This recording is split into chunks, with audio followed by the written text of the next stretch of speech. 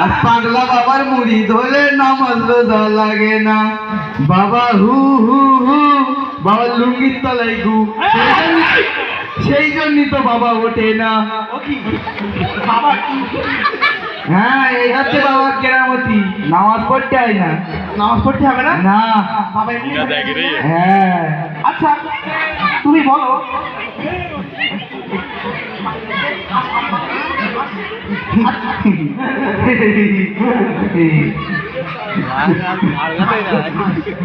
হ্যাঁ, তুমি তো এত নামাজ নামাজ করছো, তা নামাজ পড়লে কি হবে? আমি তো দেখেছি হাঁসেরা পানির তলায় ডুব মারলে শামুক পায়, আর মাটিতে মাথা ঢুকে কি পাওয়া যায়? কিছুই হবে না, কিছুই হবে না। বাবা বাবা বাবা একটা মানুষের কটা রূপ হয়? একটা। আর আমার বাবার দুটো। রবিবারে রাত্রি ফিরে আসে। ও আচ্ছা আচ্ছা, তুমি যে বললে ভাই তুমি নামাজ কি হাঁসের সঙ্গে তুলনা করলে? না, আমি তো লজিক দিলাম আর কি।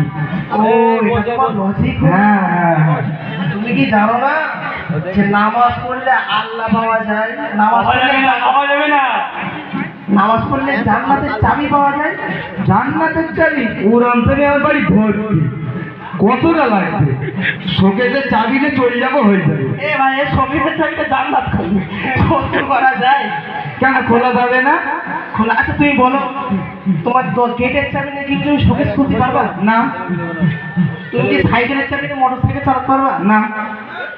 তাহলে তুমি শোকেসের চাবি নিয়ে জান্নাত করবে? সে ভেঙে নেওয়ার দরকার।